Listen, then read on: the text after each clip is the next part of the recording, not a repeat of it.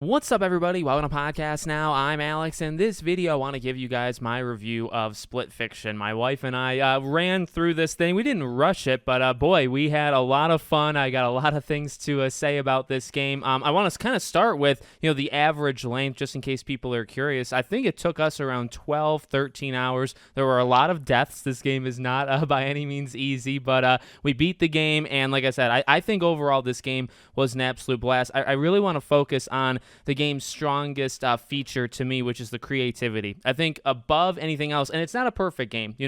I went in expecting or wanting it to be a Game of the Year contender, and it is. This is probably my favorite game that I've played so far in 2025, and I imagine I'll be thinking about it throughout the entire year. So I think it's going to be a really good contender by, the end of things, right, when everything's said and done. But it's not perfect. I would say the story is still a little bit weak here and there, just to kind of get you from point A to point B. That's really what an okay amount of the story is there for. There are some very emotional moments. I think Mio and Zoe are both really good characters. They take a little bit, I will say. I think Mio originally comes off just not very good. My wife and I both kind of thought that, but and also I guess how the game kind of structures the story. It does it very like one character kind of goes first and feels more important, and that's what this game does too. Mio feels more important, and I would say for more of the game, she feels more important. And then Zoe has her time where she also shines. And again, both of them at their peaks and at their, ultimate character arcs,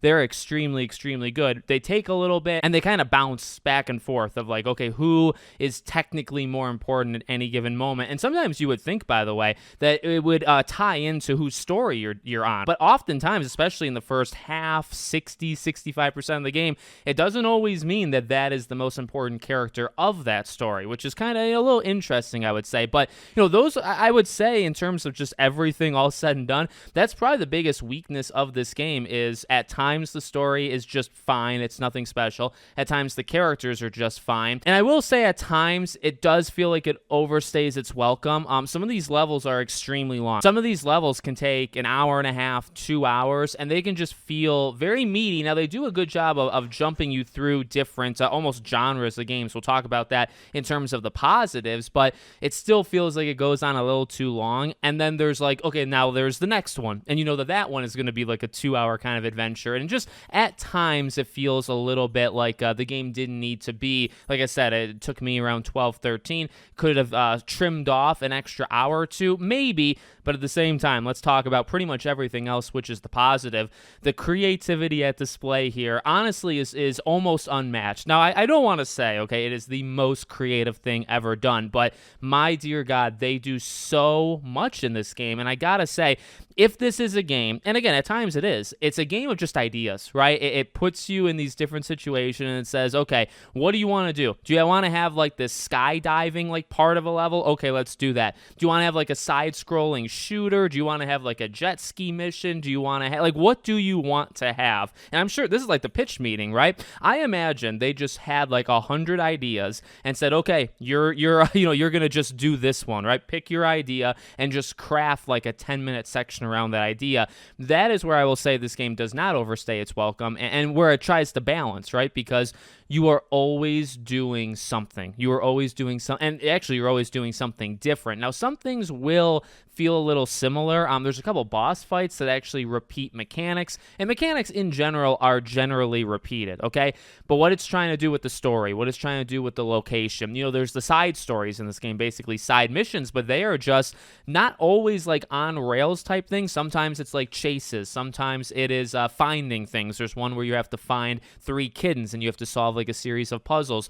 They just, again, throw out random ideas for you to do that take 10, 15, 20 minutes, pull you out, and then put you back. But that is where I think this game is just absolutely at its strength, and it's almost hard to describe. I mean, you either have to watch it or you just have to play it yourself, because you're never, again, some things do repeat in terms of ideas, but you're going to be jumping so much, you might even forget about that, right? And And then there's the challenge, I gotta say. Now, we struggled. We definitely struggled at times. This was probably, of the three, okay, A Way Out, It Takes Two, and Split Fiction, this is by miles the hardest game. Now, and even for me, by the way, like, my wife does not play as many games as me. I think she held her own and she did pretty good. There were some things, though, oh my dear God, just some, there's one where you have to kind of pass a bomb back and forth. That took us forever. It probably shouldn't have, but it did. And I mean, some of these levels can really, really push you, and they require good teamwork, and sometimes they require like different kinds of teamwork. Again, I think that's kind of the game's strength. They will alternate, and that is where they actually don't make you feel like anybody's more important than the other, right? Because sometimes you are literally equal parts. Sometimes you'll feel like one character is kind of doing more, but the thing is, you will always need the other person, right? And I really think you go back to actually any of their games, because all of their games are kind of based on that, and I think that's kind of like a design philosophy they've talked about. That's where it really shines, where, at times the characters I don't think are actually nailed all that perfectly in terms of balancing, again, like their arcs and how good they are, but in terms of having you feel like you have equal, like, representation in the gameplay, I think both, and because there's actually another thing to talk about, right?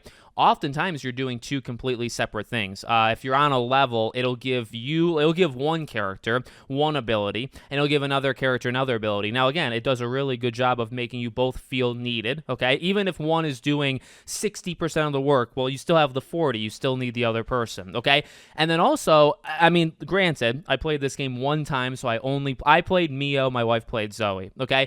And I can't obviously judge, like, actually playing as the other character because I didn't, but both powers, any of these levels, they always felt cool. Sometimes there's a little jealousy of like, oh, well, you can fly, and oh, you can do this, you can do that. There's a little of that, but I think generally, okay, for all of the powers, all of the levels, all of the abilities that these characters are given, I think they're pretty equal in terms of even cool factor, where, yeah, you might be a little jealous, but at the same time, you say, okay, well, my power is pretty cool too, right? And again, I think that's a really big strength of the game. Boss fights are freaking incredible in this game. Again, just like the level design. The game sometimes has to fall back on just basic platforming. You're going to be jumping, you're going to be swinging, a little bit of like Uncharted-like action. And I mean, that happens quite a bit. That's a lot of fun. The puzzles are never too difficult. What's interesting, okay?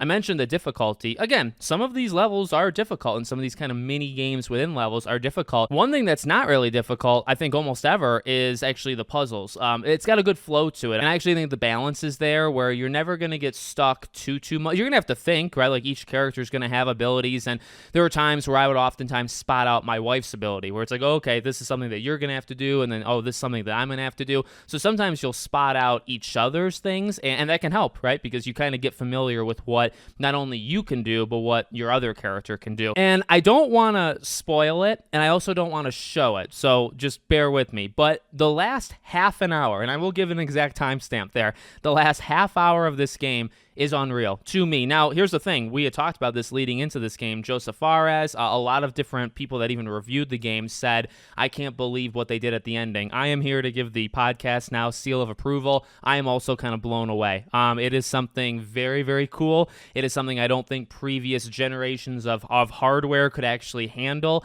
It is unbelievable. It is just, again, that creativity is off the charts. I mean, there are things that will remind me of, there's a side story that reminds me of like what they did in Hogwarts Legacy, and let's just say maybe an Unfinished Swan, What Remains of Edith Finch type situation. Just things will kind of jump out where it's like, well, maybe there's a Fall Guys level. I'll say that. There's just literally a 10-15 minute stretch where you are playing Fall Guys, and it's like, they just do it so well. They cycle through these things so well. They're always fun. The controls are really good. Again, difficult at times, but also just really good. And I mean, just how many ideas that these people had that they were able to funnel in the game and just keep on going. I had a blast. You're never, I'll say this, no matter what, you're never bored. You're absolutely never bored, and you're always going through something kind of new. And there are just some moments in this game that are just legendary. Some levels that you can look back at, I think, years from now and say that was really cool. The ending, the last half an hour, is something on a whole different level,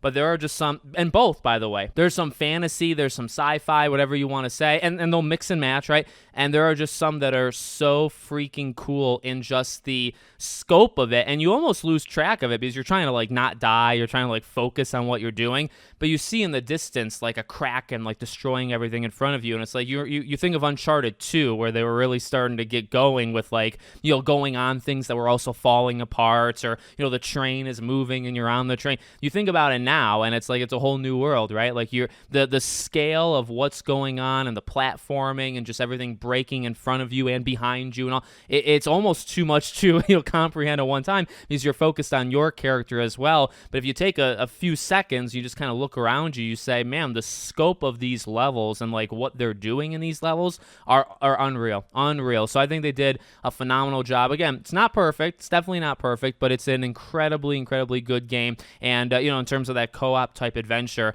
it's not for somebody who's never played a game before. I will tell you that if there's somebody that you want to play this with that's just like flat out bad, or doesn't play games, maybe plays a game every 2-3 years, they're going to struggle, I would say, quite heavily. And maybe that's an issue. Maybe that's something they have to look at in the future because of the type of game it's trying to be, right? Like it's trying to be this co-op adventure, but then, you know, if you're playing it with somebody that you want to play with, but they're not really a gamer, they might struggle. So it's just something to keep in mind. And, you know, I don't really hold it against them, but, you know, again, for what they're kind of going for, their demographic, it's something that maybe they need to think about, you know, going forward. Don't make the next game even harder. I feel like that would be pushing it a little bit too far. So let me know what you guys think in the comments. Make sure, as always, you're subscribed to the channel, bell icon turned on, and I hope to see you all on the next one.